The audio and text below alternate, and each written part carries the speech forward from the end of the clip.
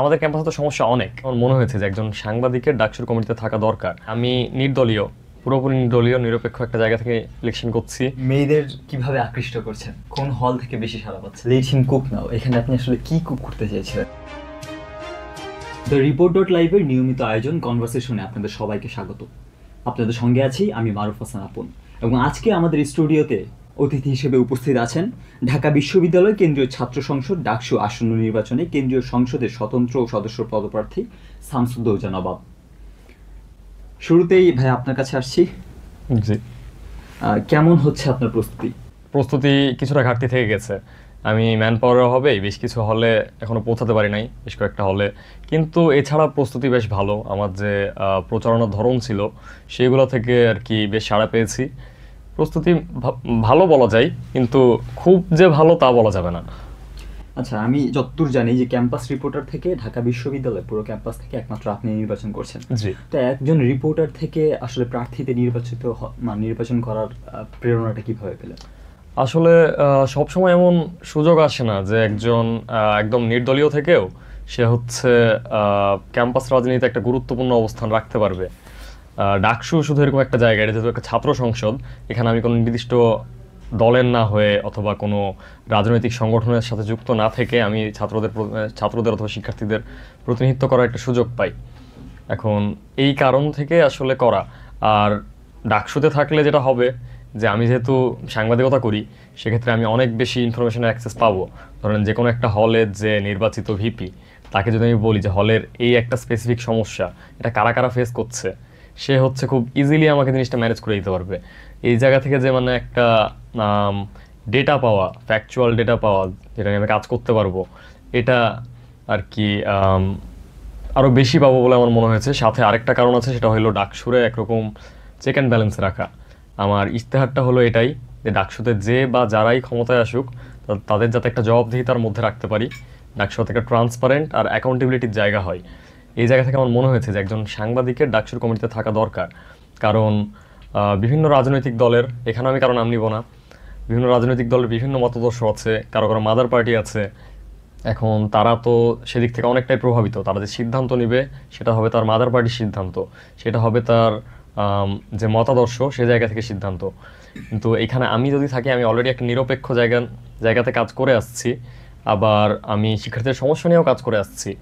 তো এই ক্ষেত্রে আমার কাজের যে খুব বেশি পরিবর্তন হবে তা না, আমার জাস্ট কাজের পরিসরটা বাড়বে। আচ্ছা, এখানে আমি যতদূর জানি যে 13টা পদসংখ্যা আছে, এবং এখানে হচ্ছে ইলেকশন করছেন 217 জন।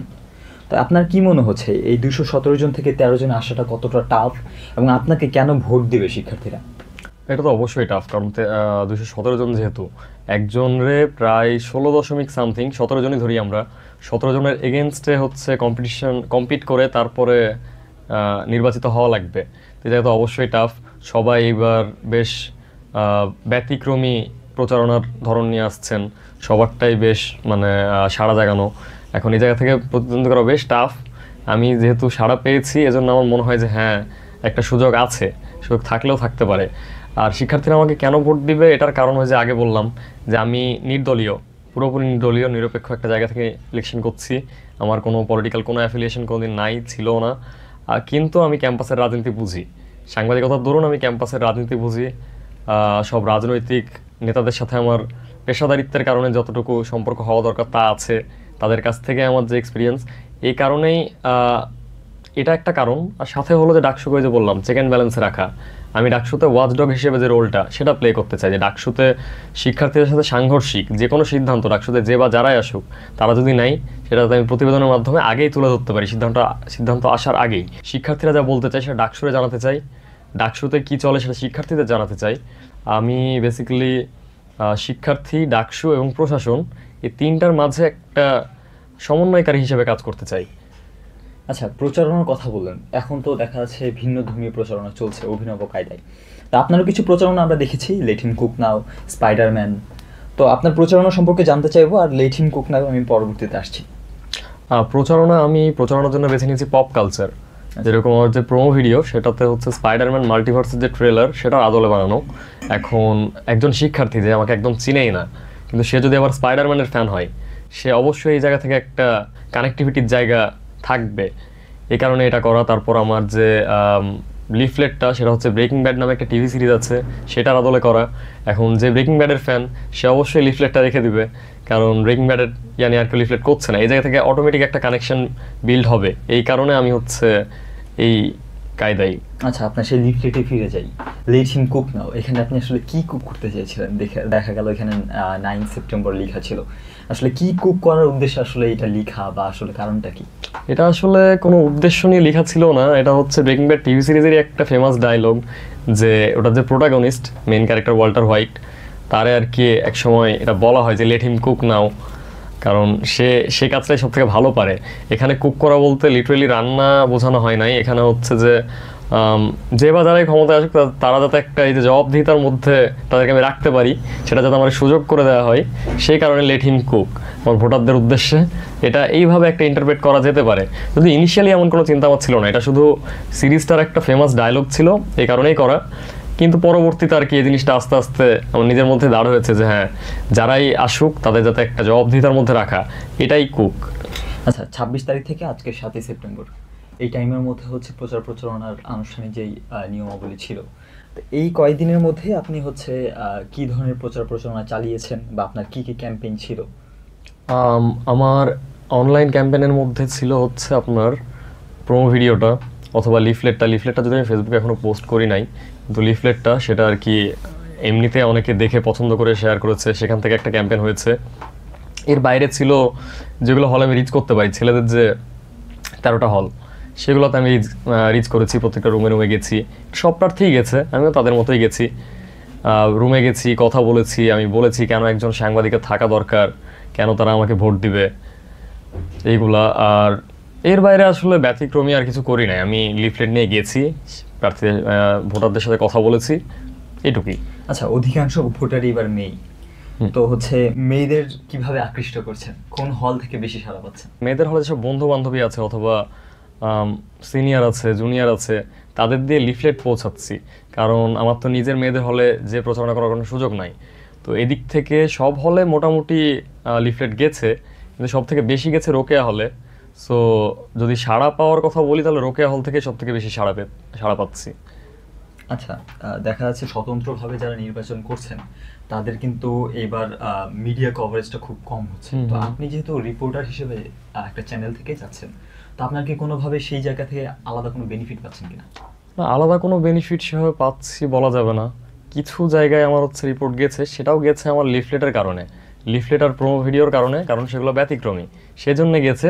সাথে একটা অ্যাডিশনাল ইনফরমেশন দেওয়া ছিল যে হ্যাঁ, সে একজন ক্যাম্পাস রিপোর্টার, কিন্তু সে যে একজন ক্যাম্পাস রিপোর্টার দেখেই এটা করা হয়েছে এরকম না। আমার যা হয়েছে সেটা ওই যে পপ কালচার বেস যে ক্যাম্পেন, সেই কারণে আলোচনায় আসা, তাছাড়া এক্সট্রা কোনো বেনিফিট আমি পাই নাই। সারা কেমন পাচ্ছেন? আপনি নিজের প্রত্যাশা কতটুকু দেখছেন? প্রত্যাশাটা হচ্ছে শিক্ষার্থীর উপর আমি ছেড়ে দিয়েছি। আমি সবাই যেরকম ভোট কাউন্ট করে যে আমি এতগুলো ভোট পাবো, একদম শিওর আমি এটাতে যাচ্ছি না। আমি সিম্পলি শিক্ষার্থীদের কাছে গেছি, তাদেরকে বলেছি কেন একজন সাংবাদিকের থাকা দরকার। আমি যে সাংবাদিকতা করি, আমার যে কোনো রাজনৈতিক কোনো পরিচয় নাই, এটা তাদের কাছে আমি প্রিচ করেছি। বাকিটা তাদের জাজমেন্টের উপর। আমি এ পর্যন্ত কারো কাছে ভোট চাইও নাই।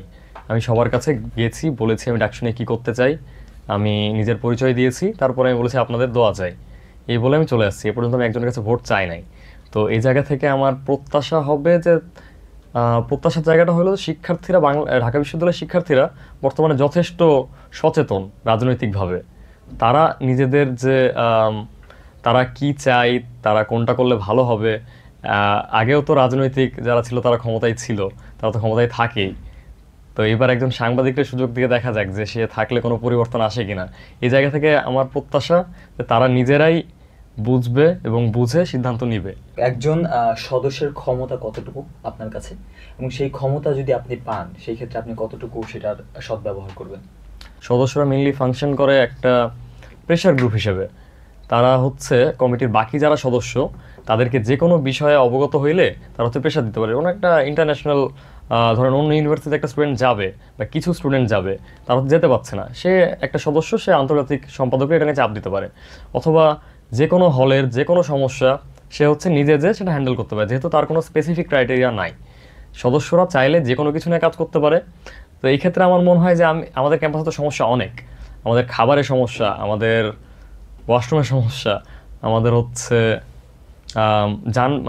যানবাহনের সমস্যা, যানবাহন অনেক ক্যাম্পাসে, মানে এটা লিস্ট করতে বসলে অনেক লম্বা একটা লিস্ট হবে।